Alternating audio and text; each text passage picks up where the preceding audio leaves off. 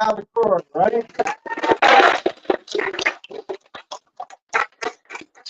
All right, so could you please tell us a little bit each about yourselves and your love, Jojo, where you got your just squeeze in right up. oh, love you. 1, 2, 3. I'll say really quick. Yeah, so I was 8 years old when the first straight on Jet figures came out. I was really into action figures at that point. Mostly Star Wars stuff, the Pico 3/4. As soon as like the multi-articulated, expansion of the 5-point came out, I was super into that Micronauts.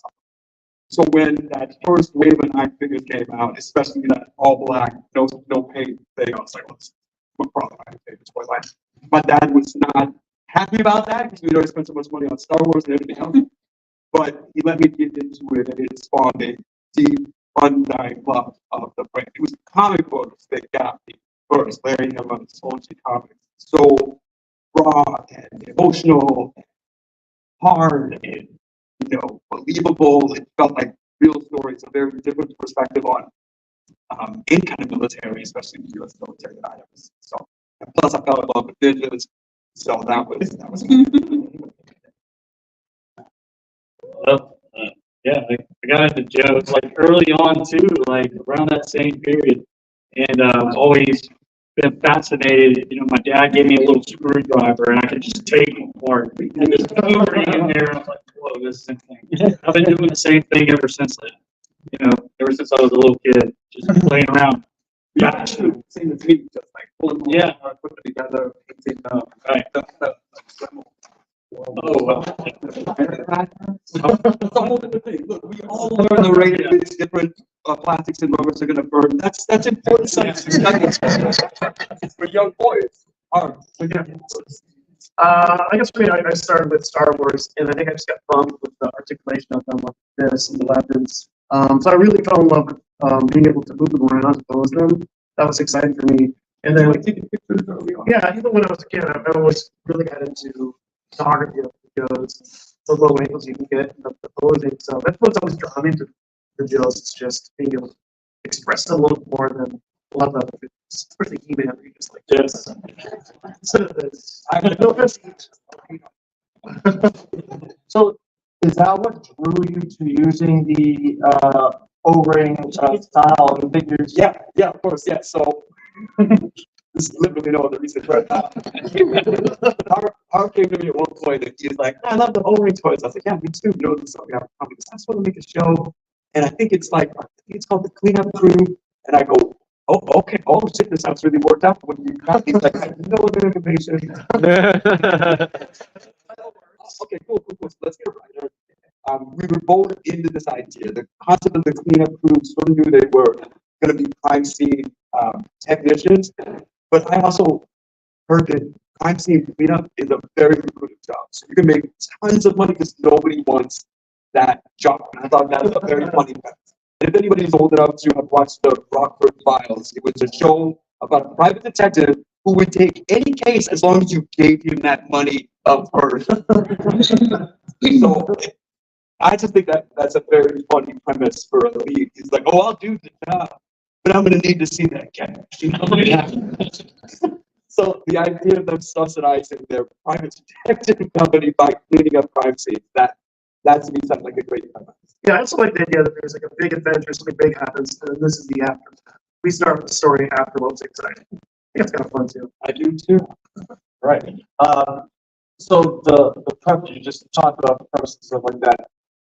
The comedy aspect of it is something that we've seen in these kind of NTIS type series like this. So the writing, how are you involved in the writing? What is Yeah. Harv and I we found a writer that we liked. The interview but in that process, you just try and find somebody that's got the right vibe, sensibility, that they like the premise, and they see what you see in it. And we spent a bit of time. We wrote 2 shorts. This one is going to be part of. I hate to even say the letter. Does anybody know about the nouns style? Did anybody here get any deeper into the NFT premise than can I make money on crypto? there is a premise behind NFT that is totally separate from all the like chain thumping crypto bros, and that is it's a very contained grassroots community that rallies around an idea. And I saw that at Comic-Con for as long as I've been going there. We don't sort of love the specific thing, whether it's, you know, Danny Phantom or, you know, Batman. Like, you have your thing that you love. And I've always felt like that's the most important part of any NFT is the community that rallies around the love of those characters, those story streams. So that's what we always think is the most important thing to pursue. Is stuff that is exciting, stuff that is interesting, stuff that we think will connect with people. Where does McLeod come in? He's a fabricator that makes toys for a long time. Beautiful toys. Yeah. Well, so Harv and Matt became buddies on Instagram. This is embarrassing. I'm a toy enthusiast, guys. And Safe space. So I knew about the Super. I knew about that line before I knew that they were talking. So I'm always searching stuff. I know Big Matt. I always see like the new stuff. And when I saw this toy, like, I asked, "Did you see what this guy's doing with 118?" Because a bunch of people are doing O-ring format. But I like the premise of the switching hands. It resolved something in the ball joint, and this was manufactured at a really high level. Everything was really, really good. So let's get some of these and see what they're doing. We knew with something like the cleanup crew, we were going to need a specialist, and we would also need some kind of potential manufacturing partner. Like, if the thing is good and people want toys of this, it makes more sense for us to do them in a micro run. It makes more sense for us to do them in a very specialized, like higher price point, but just to make sure that they're a high quality thing that whoever we work with. So we needed these figures for the show. And Harv was like, "How are you gonna make them?" I'm like, "We're making the same way we make every puppet on Robot Chicken. Like, we'll get a specialist to make this and make it perfect." And so we both knew you're the guy. You're the guy. I mean, everybody knows Matt. Matt's got the best heart. He is incredibly talented and is specializing in exactly this area where it seems unlikely, but we absolutely needed that level of specialty. Yeah. So, want to talk about a little bit on that? Well, yeah, it's like Seth said. I mean, they approached me with this idea, this concept, utilizing the Strike Force bodies. They gave me a kind of a time frame. It's like, can you, modify all these and that? And of course, I had help from some of my buddies in the community. Some body fans, Adam, man, they provide me with parts and sweet stuff. Yeah. But yeah, I mean, and then I just found everybody rallies. Yeah. That's what this community is about. We help each other succeed. Yeah. So what other cool stuff you guys got in the pipeline? Man, so much stuff. We got all kinds of stuff, but this is the thing that we were most excited about. And quite frankly, we really wanted to bring it here. It'll be a while before anybody sees it. The Nouns Festival, which is where that NFT thing started. The Nouns Festival, we made this whole thing as a part of, so I was trying not to get too outside of this premise, but the idea is that, there's a community pool of money that everybody has put into it, a particular intellectual property. And then they can use that money however they see fit, whether it's community activism or, artistic pursuits or community gardens, whatever they want to spend that money on. And it's like $20-some million. Like, they make a lot of money and they can put it in places that are valuable. So we approached that now about creating a film festival, a place where all different artists can make, they get a specific amount of money and they can make whatever they want, as long as it sort of circles back to the idea of the Nouns DAO, which is how we were able to shoot this proof of concept for what we hope will be. We folded the concept of the nouns into these investigative reporters because money is a motive and somebody could get killed over this shit. So that's how this that's how it started. How far off the question did I get? Yeah, so that will come out in October. There it is. That'll come out in October. But what we showed you is the smallest preview. We'll have this whole thing together. After the festival is when we'll start trying to get in on the sub kind of TV. And Matt, you got some new tours coming up too? Yeah, well, I've got the Strike Force Alpha figures that are out now, but, yeah, I'm always just, making one-offs and stuff for folks and everything. That's what I came to this con for, was the customs. I mean, a lot of the stuff you can find, but all of the artists' personal stuff is usually my favorite. You like to answer some questions from our fans? Yeah, we have a BTS that may cover some of the questions people might ask about the show. Are you guys interested in watching that?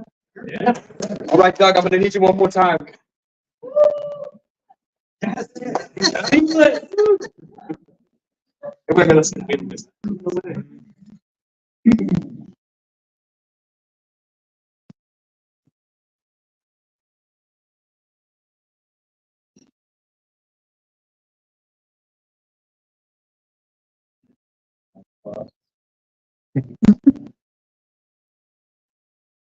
This never happens. I really did lock up though. I haven't tested this movie, so I don't think it's gonna play.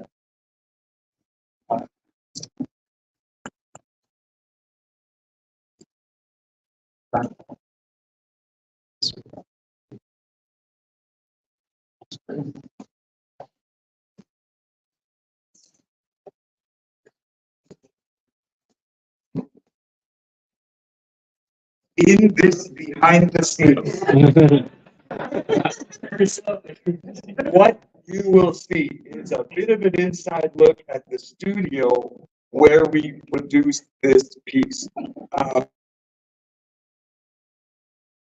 It can be anything that is enclosed and can get dark enough to handle the kind of rigorous, lengthy photography and animation. So, you're like, oh, is that a warehouse? And it is. It's a warehouse. If we made it to a place where we can shoot stuff, and then it fits the definition of a studio. Here's a question. Has everybody seen the Cobra Mothership? Yes.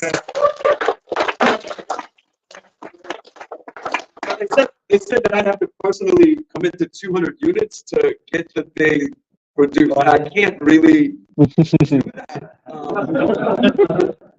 Like, I wouldn't know where to put one, let alone 10 and 100. What are we even? I mean, I could be like the greatest G.I. Joe Santa Claus ever, but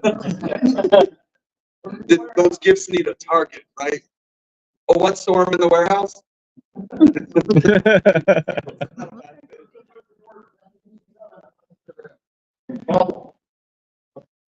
About the mothership? Yeah.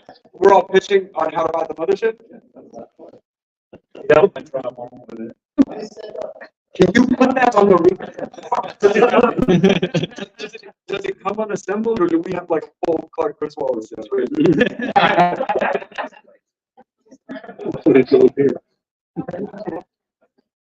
Do you think it has kite capability? Should we try the thumb drive? Should we try the thumb drive? You know what? Let's just answer questions. Doug, one more time, man. Here we go.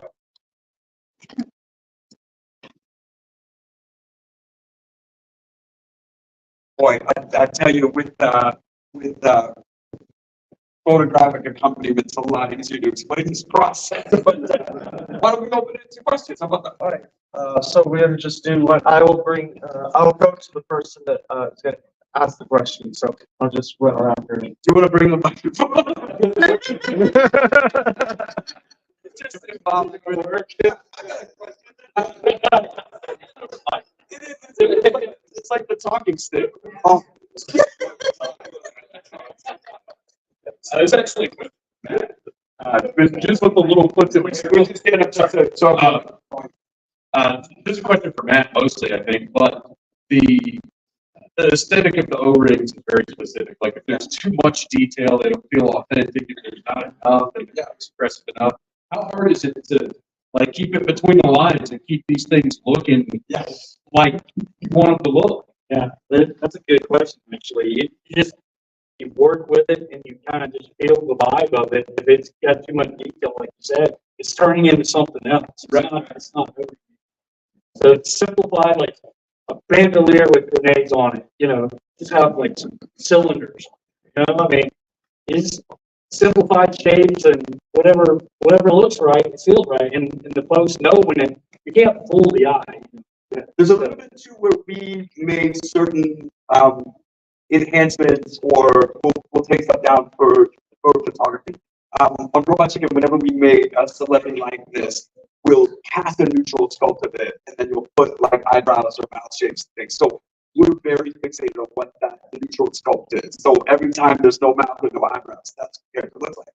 And if a celebrity has a particular persona, try and capture that in the face.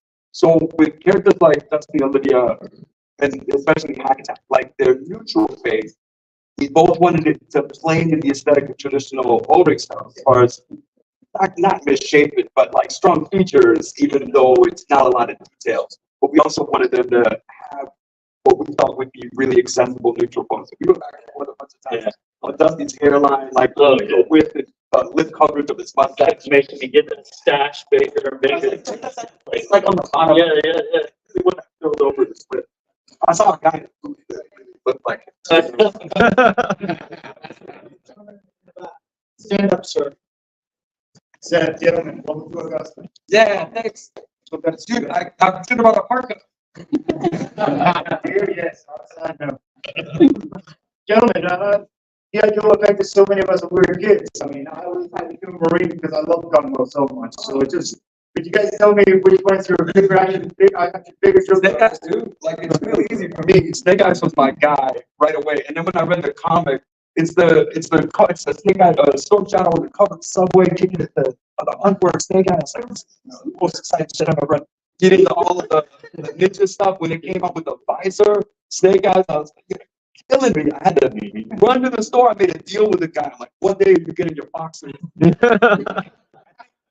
think back, I'm like 12 years old, shaking down to 26-year-old. Like, how old is that guy?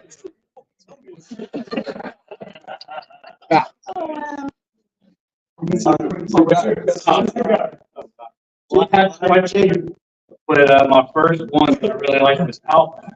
Oh, because he had red hair, like it's cool. Wait, Outback. Survival. Yeah. Oh, of course. Oh my God. Yeah. And then they like, Yeah. okay, Yeah.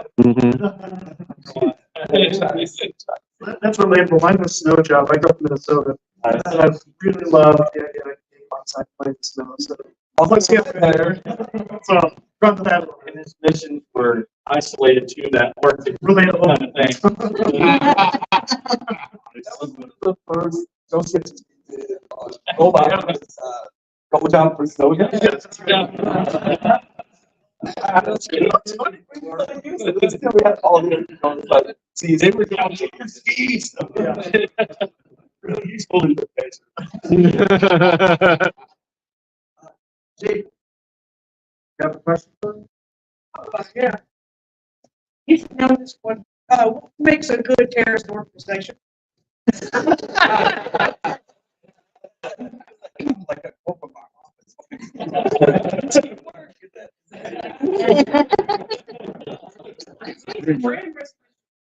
Brand recognition, right? People know that Cobra symbol. I love this children back there. We're back there. Tony Stark is here. So I like a lot of your guys' comments stuff, and I wonder how much of the things for films from like early YouTube influence. So much. Oh my God, I love that stuff. PSA stuff that I saw. What's that? It's like 1995. Yes, exactly. That's my favorite thing about where we are now. 20 plus years later, you got companies like Super 7 making I'm a computer action figure. Just for us. There's nobody else that's buying this. They make like 500 of them.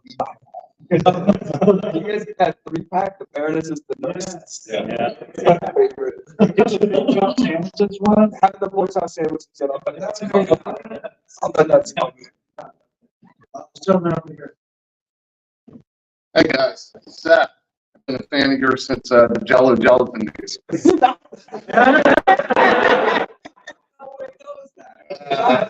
When I was maybe 10 or 11, I did a series.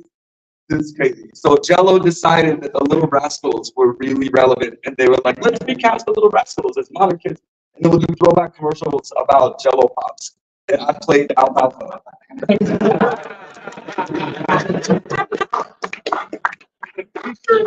Remember that?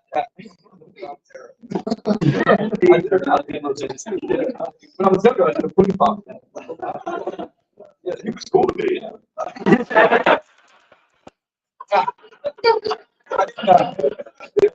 I didn't get anything to drink from it. So. Well, I actually had something to ask you. So, considering your love of G.I. Joe, you guys may have accidentally created one of the most beloved figures, and I'm wondering if he'll return in this show at all. Fumbles. Yes.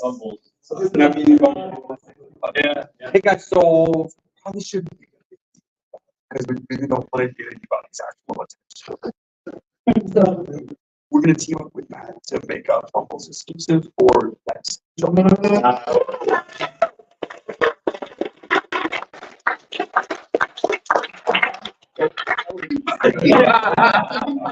Keep it real good. All the time that I told them, guys, we don't want to get a cease and desist before they get the show for us.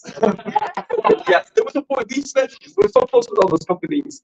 There was a point, like 10 years ago, whenever we did the Molar with Mattel, Hasbro was really interested in doing a collab with us. And for a while, we were talking about the four apocalypse, of the four ponies, the apocalypse, My Little Ponies. But they, you know, we all thought that was hilarious, and they did too. But then we got down to brass tacks about it. They ran through the brand group, and they were like, "There's a problem." We'd make maybe 5,000 of these, and we'd have them at the convention, and they'd sell out. But we would have protesters for the rest of Hasbro's existence. See where they're coming from. And the same thing about Fumbles. We were going to make a con exclusive. I think it was San Diego. We were going to make a con exclusive. And then they, at the last minute, were like, I don't know. It's like, this whole thing is like shooting people in the head. If we can make this guy go, look, you call him Trouser Snake, like you do the whole thing. So we never got it off the ground. And then just this morning, I was like, what if we did that? Okay. Yes, let's do it 100%. Maybe we can convince Brecken to come sign some. But more than anything, don't talk about it. I know you film it, don't broadcast this. Check this out. Reveal. Stephanie confirms. but yeah, we're gonna try and do that next year. Oh, thank you. Right on. Would anybody buy that?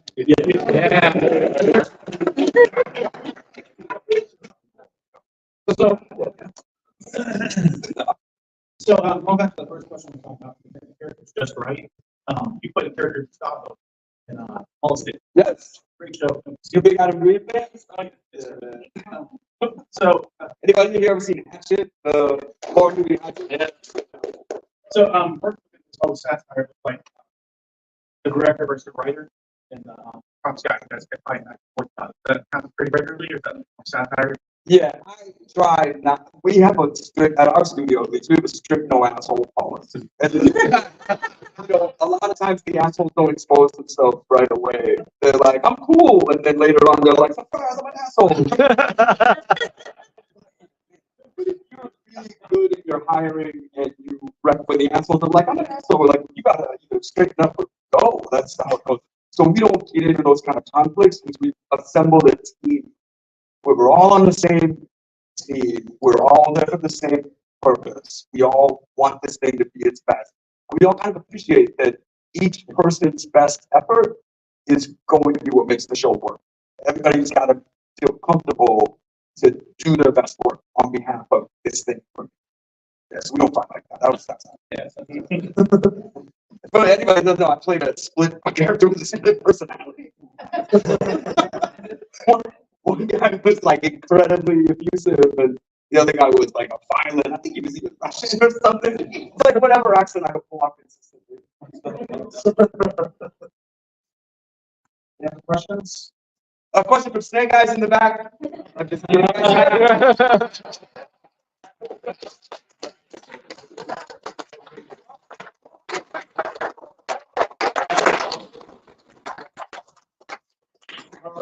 Jump in the pink there.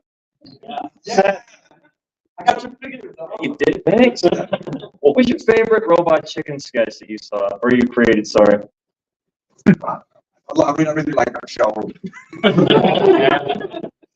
There's a lot of stuff. I'm like, that's fun. Probably one of my favorite sketches is we did a sketch in the very first season. And it was it's where Voltron gets into a like breakdance fight with another galactic pro beast, and I don't know. It was the first time that we really challenged puppets to do something completely out of the ordinary. We cast animators with McLeod assembled like a brick reel of dance moves, and they were like, this and like step up and just go out. Or like you got stirred and you're like, these moves. Okay. So I don't know. It may not even be the best sketch, but it's so fun and it really feels like what Robot Chicken is. Like it's just the toys. It's just like the look at the Matchbox. It's like the Matchbox toys, and they're not good, you know. They can't really move. We just have them like sort of jiggling. I don't know. The whole thing is very funny. Yeah, that's good. You did a cool beginning credits with the chicken and somebody. You have some really cool plan for this project. That's a really good question. So we'll see. Here's most opening theme songs get pretty challenging in context. Most of the people that you're making stuff for, they don't want to give you that 30 seconds, 60 seconds, 90 seconds they cut into what they consider their programming time. And especially if you're doing something that's measured for advertisement. You don't make a 30-minute show, you make like a 22-minute show. And then they estimate 8 minutes of advertising experience. Maybe if we do, we'll get some awesome rock star to write us something really funny.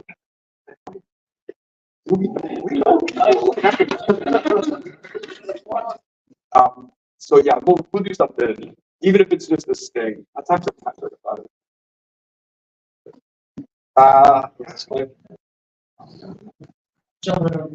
Sorry. Don't you dare apologize. I had that song where he's dancing stuck in my head for years. Did you write that? You talking about the Voltron breakdancing? Like features panties or still. Yeah. So listen, it's very complicated. So when we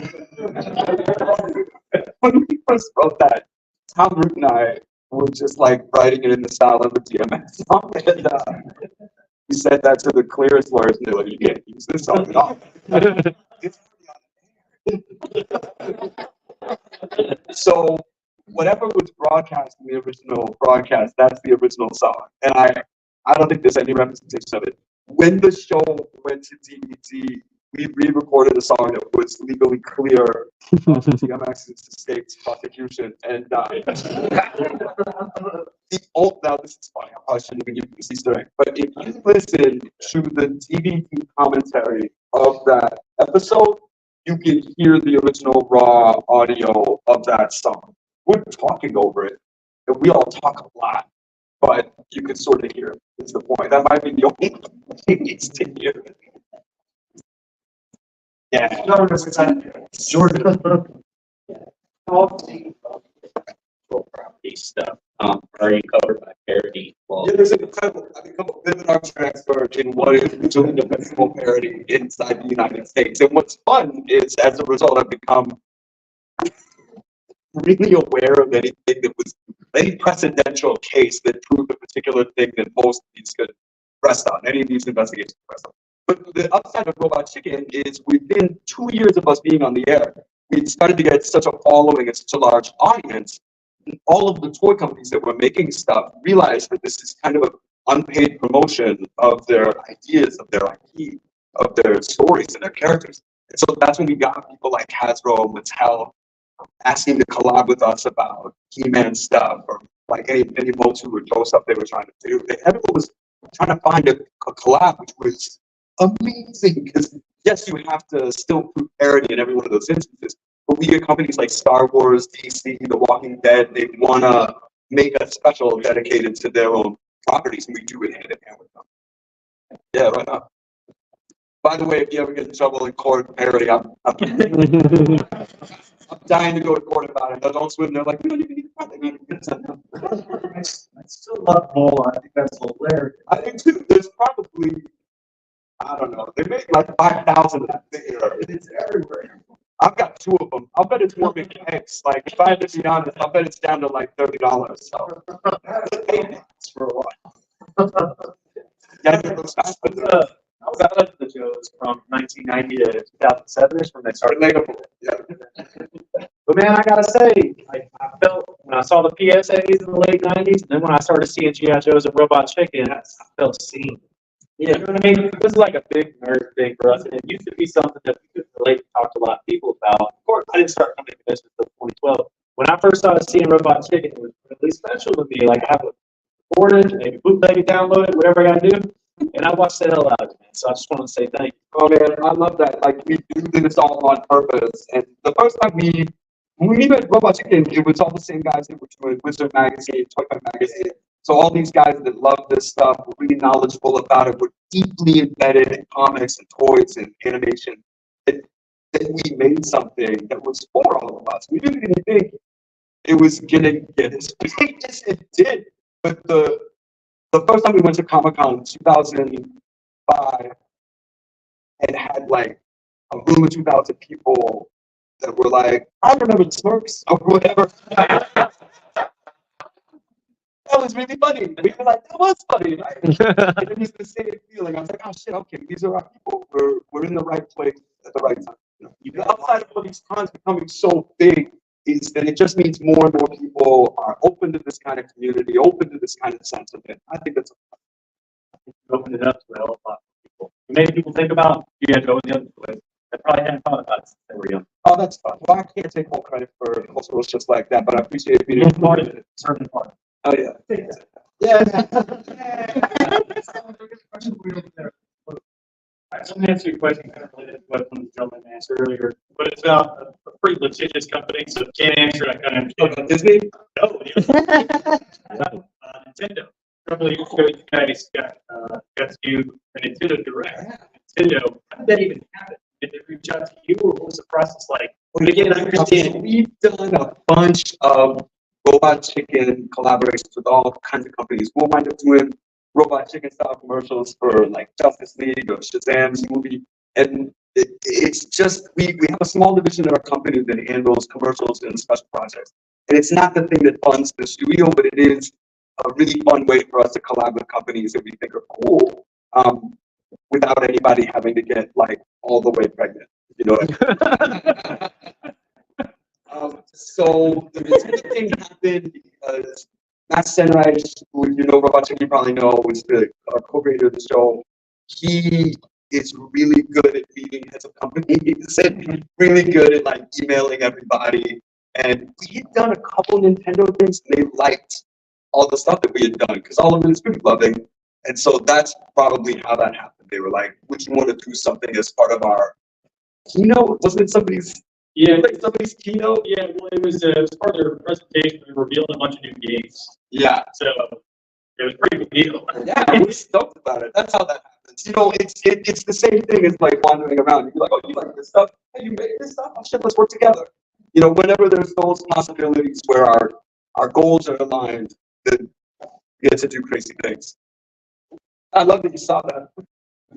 The gentleman in the front. Yes, this gentleman directly in the front.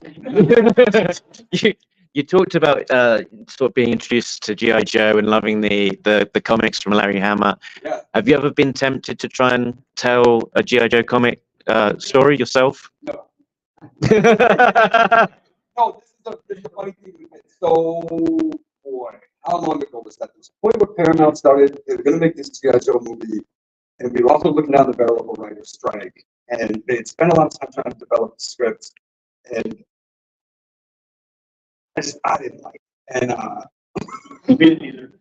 you know, this is even in advance of that. So I met Lorenzo de Bonaventura at the Transformers premiere, and I had gotten to go to, this is very silly, so I'm already like in the movie circuit, but Hasbro, like Brian Golder and those guys were like, hey, you want to be our guest at the Transformers premiere? I was like, oh, yes, I do. Yes, I do. I want to sit with the Hasbro guys at the Transformers. That's awesome. Well, like, took pictures together, but I met Lorenzo there, and I bet he would tell you the same thing. one of the Hasbro guys say, "Oh, hey, this is Lorenzo, the producer. He's the guy who's got Joe." And he goes, "Oh, you're the big Joe fan?" I go, "Yeah, I'd really love for you to not fuck this up."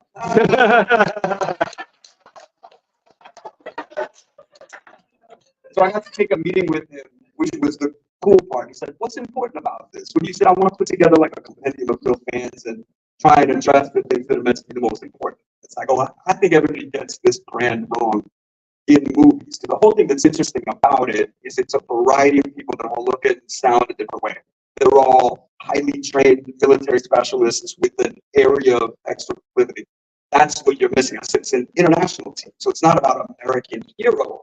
You make it like a Mission Impossible, where instead of being Ethan Hunt or Ving Rhames, you've got a dude in a bright orange shirt. And you're like, "Why is that guy wearing a bright orange shirt?" Because he's fucking crazy. Crazy. So that was my pitch to him. I said, "This is what you got to do, Joe." It's like, "Okay, really interesting." And then they made that movie. Everybody's in black leather. And it's like, what's supposed to be fun about Joe is that they're just people. They're just like, it's like Indiana Jones. Every one of them is just a people doing something they're really good at. And instead they're like, "Let me wear an external mech suit and run through a bus." Like, you're so far off. So anyway, I'm sure you guys all liked at least what Retaliation was going for. Yeah. At least what it was going for. Like all the ninja stuff, that Cirque du Soleil on the mountain stuff. That's super cool. I don't know. I like the RZA, but like, that's it's a little complicated.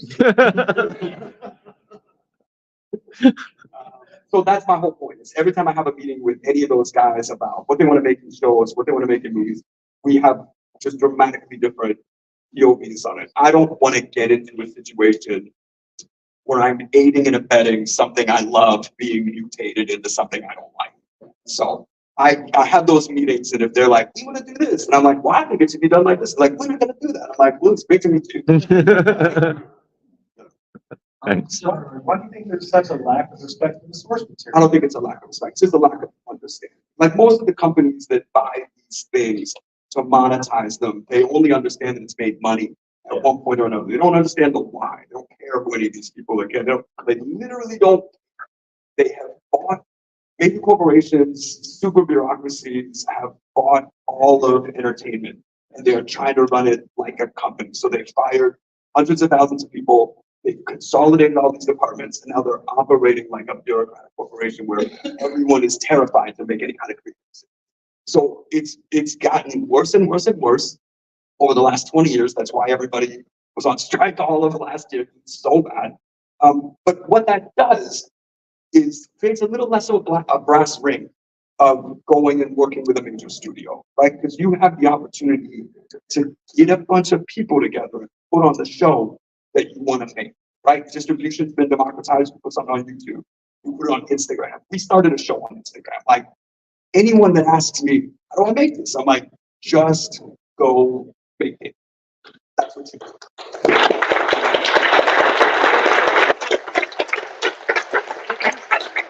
It's major. We're full of people that just make stuff in here. I know, that's why we came. So we're gonna probably call this. Wait, what does this kid got to say? What do you got? What show is a person has gotten mad? This is a really good question. It's actually very funny. So two different companies sent us D&D. It was Archie Comics when we did a Final Destination gag. And, so good, such a good episode. And then it was MTV came after us. We did a Beavis and Butthead joined the Teen Titans. What's funny about this, and it's a great example of a larger corporate bureaucracy not understanding, like literally the left hand doesn't know what the right hand's doing. They sent us the C&D about Archie, and we had to black it out of the original DVD release. So like the episode where that appeared, that's just goes straight to credits, and it's an extra 2 minutes short. 3 years later, our writer Tom Root runs into one of the heads of Archie Comics, like whoever's the brand rep, and he's like, "Oh, Tom Root, Robot Chicken, would you want to write Jughead 300?" And he goes, "I would. Would you give us clearance to put this on our DVD?" And he's like, "What?" He had no idea that we were ever held up in some kind of legal anything. And then the same thing happened with Beavis and Butthead. when when MTV was putting out the DVD release of Beavis and Butthead, they called us about licensing the clip of Beavis and Butthead joining the Teen Titans to show the cultural saturation of those icons. And we said, yeah, we'd love to let you use it. Would you let us use it?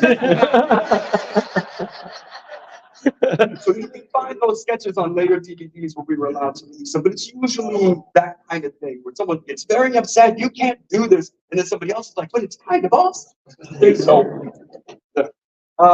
So I want to thank you guys for taking the time to join us today. It's been a pleasure. We very much look forward to your project. It looks like Hey, real talk, it's over a year away. Just I'm looking forward to the show exclusive next year. yeah. Yes, me too. Keep that quiet though. We came here on purpose. Really excited to get to meet everybody that shares in the passion of this the same way that we do. That's really it. I love that this exists. I love that everybody is cool to each other. It's truly like a Taylor Swift concert. And you know. Right on. We'll see you next year.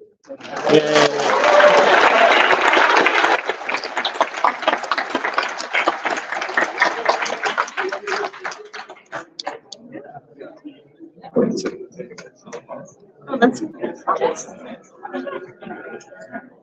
guys are definitely